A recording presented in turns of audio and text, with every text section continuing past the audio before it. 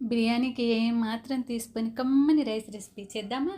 ఇలా మందపాటి గిన్నెలో హాఫ్ గ్లాస్ పెసరపప్పుని లో ఫ్లేమ్లో ఫ్రై చేసుకొని 1.5 గ్లాస్ బియ్యంతో కలిపి 2 to 3 టైమ్స్ వాష్ చేసి హాఫ్ అన్ అవర్ నానబెట్టుకోండి.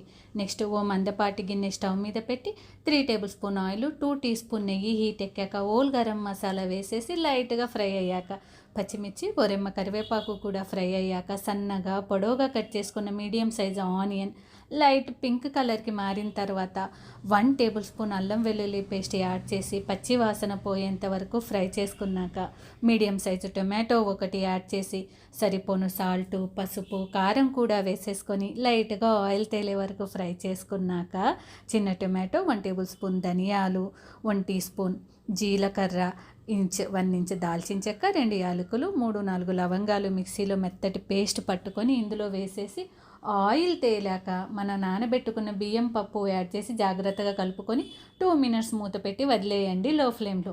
నెక్స్ట్ మనం 2 గ్లాసెస్ తీసుకున్నాం కదా పప్పు బియ్యం, సో 2 గ్లాసెస్కి 3.5 గ్లాస్ వాటర్ సరిపోతుంది. పొడి పొడిగా రావాలంటే. కొంచెం మెత్తగా ఉండాలనుకుంటే ఇంకొంచెం పోసుకోండి వాటరు, మన ఇష్టం అది. ఇప్పుడు సాల్ట్ చెక్ చేసుకోండి. ఈ ఎసరు కొంచెం ఉప్పగా ఉంటే తినడానికి సరిపోతుంది. అంతా సెట్ అయ్యాక 5 మినిట్స్ హై ఫ్లేమ్లో, 5 మినిట్స్ మీడియం ఫ్లేమ్లో, 15 to 20 మినిట్స్ లో ఫ్లేమ్లో వండుకుంటే టేస్టీ టమ్మికి యమ్మీ అనిపించే బిర్యానీ లాంటి రైస్ రెసిపీ రెడీ.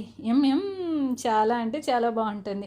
క్విక్గా అండ్ బిర్యానీ టేస్ట్ తినాలనిపించినప్పుడు నా బ్రెయిన్కి తట్టే థాట్ ఈ రెసిపీ. వావ్, భలే ఉంది, లైక్ చేసి సబ్స్క్రైబ్ చేసుకో అని మీ బ్రెయిన్కి కూడా తట్టే ఉంటుంది. ఈ వీడియో చూశాక వెంటనే బ్రెయిన్ని ఫాలో అవ్వండి, మన ఛానల్కి సపోర్ట్ చేయండి. బాయ్ బాయ్, శుక్రియా, శుభం.